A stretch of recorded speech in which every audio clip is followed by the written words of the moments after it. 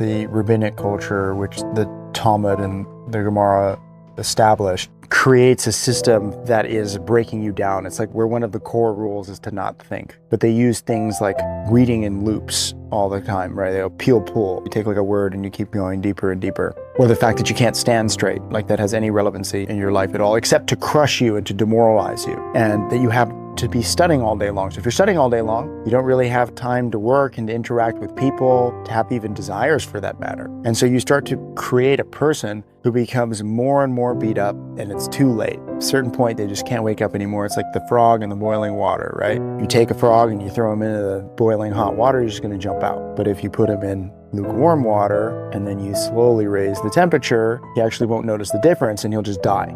Yeah. And so at the end of the day, they're cooking people alive. Yeah, and they have the rules down to a T, like how to weaponize people's humanity against them. Just toe the line so that people don't reject it entirely until they're cooked. Well, that's the thing. It's like you could take a core value. The number one thing, the first thing that God asked of mankind, be fruitful and multiply, fill the earth and subdue it. And I'd say that the religious are still doing that, right? But life is broader than actually just bringing a child into life, right? It's the connections that are made, what you're doing for the world, the work, the interactions, the quality. Like that's really what life is, like life needs to be beaming out of somebody. When you see somebody, you're like, oh man, he's so full of life, right? And if you create a culture where even the children that are born into it, they're not living, it's like living dead. It's like the culture that we live in now with the men and the women, their confusion of gender, TikTok and brain rot. And well, think about it like this. One of the holy narratives of the yeshiva world is that men should sit and learn Talmud all day and their wives should work. Yet they're having kids, so thank God they're having kids. But then,